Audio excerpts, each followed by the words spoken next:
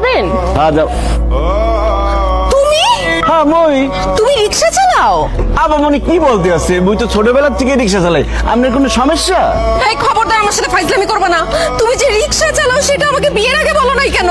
মুই আপনার কেন বলবো? আপনি কেডা? আমি কেডা মানে আমি তোমার বউ।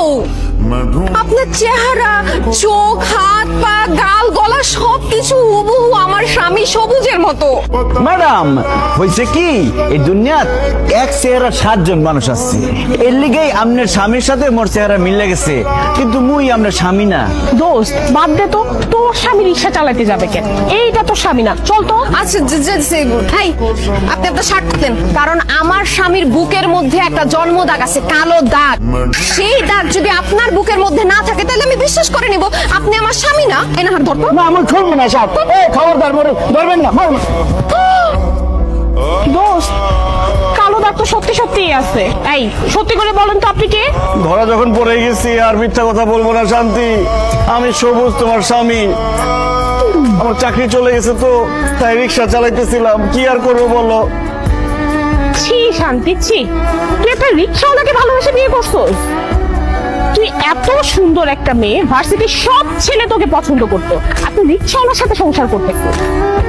আমি তো তোর মতো দেখতে এত সুন্দর না, তারপরেও আমার জামাই সরকারি চাকরি। আল্লাহ, তোর রুচি এত খারাপ, তোর স্বামীর পরিচয় জানার পর তো লজ্জায় আমারই মাথায় হেঁটে হয়ে যাচ্ছে। তোর সাথে আমি আর কোনো সম্পর্ক রাখবো না, কারণ আমার জামাই সরকারি চাকরি করে। তোর সাথে সম্পর্ক রাখলে আমার কোনো মান সম্মানই থাকবে না। রিক্সাওয়ালার বউ রিক্সাওয়ালার সাথেই থাকে।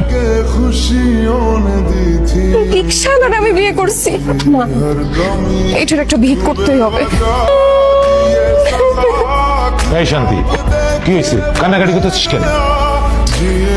এইরকম একটা ছোট লোক, একটা অশিক্ষিতর সাথে আমার বিয়ে হয়েছে।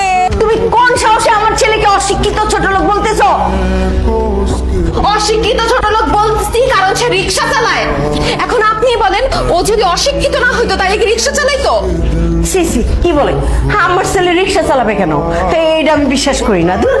বিশ্বাস করবেন কিভাবে? ছেলের ব্যাপারে তো কোনো খোঁজ খবর রাখেন না। আপনার ছেলে রিক্সা চালায় আমি আমার নিজ চোখে দেখছি। চুপ করে দাঁড়ায় আছো কেন?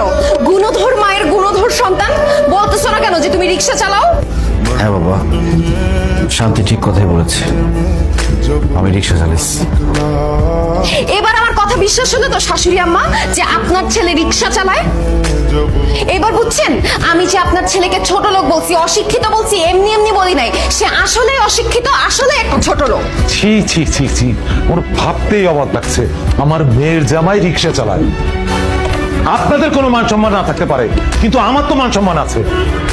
বাইরে যদি জানাজানি হয়ে যায় যে আমার মেয়ের জামাই রিক্সা চালায়, তাহলে আমার মান সম্মান কিছুই তো থাকবে না, আমি মুখ দেখাতে পারবো না। শান্তি, এই জন্যই আমি তোকে বলেছিলাম প্রেম করে বিয়ে করিস না, কিন্তু তুই তো আমার কথা শুনলি না। বাবা আমার অনেক বড় ভুল হয়ে গেছে। আমি যদি জানতাম ওদের ফ্যামিলি এরকম ছোট লোক, এরকম রিক্সাওয়ালার ফ্যামিলি, তাইলে আমি জীবনেও এখানে বিয়ে করতাম না। বাবা এখন আমি কি করব? যাই করো শান্তি, আমার সংসারটা ভেঙে তুমি চলে যাও না। তোমার সাথে আমি সংসার করতে চাই, আমি তোমাকে ভালোবাসি। ঠিক আছে, তুমি যদি আমার মেয়ের সাথে সংসার করতে চাও তাহলে আমার একটা কথা রাখতে হবে। কি কথা রাখতে হবে বলেন? তুমি তোমার এই বাবা মাকে ছেড়ে আমার বাড়িতে গিয়ে ঘর জামাই থাকতে হবে। অসম্ভব। আমার ছেলে আমার কলিজার টুকরা, আমার বুকের ধন। আমার ছেলে এই বাড়িতে আম করে কোনো হানে থাকবো না। ঘর জামাই যাওয়ার তো প্রশ্নই ওঠে না। আল্লাহ দোহাই, বিয়ে সাহেব এই কথা বলবেন না প্লিজ। সবুজ, আমার বাবা যা বলছে তুমি এখন সেটা করবা। তুমি এখন আমাদের বাসায় যাবা, আমাদের বাসায় ঘর জামাই হয়ে থাকবা। অসম্ভব।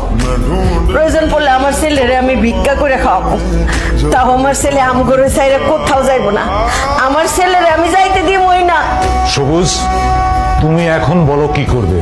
তুমি কি আমার সাথে আমাদের বাড়িতে গিয়ে ঘর জামাই থাকবে, নাকি তোমার বাবা মার সাথে থাকবে? সবুজ, চুপ করে আসিস কেন? তুই ক, তুই তোর মায়ের সাথে থাকবি। ক। আজকে রাতটা আমাকে সময় দেন, আমি কালকে আপনাকে জানাচ্ছি। শান্তি, আমি এখন গেলাম। যেভাবেই হোক জামাইকে আমাদের বাসায় নিয়ে যেতেই হবে। তুই জামাইকে রাজি করা, আমি কাল সকালে আবার আসবো, তোকে আর জামাইকে নিয়ে যাবো। যা, ব্যাগটা গুছিয়ে দেন।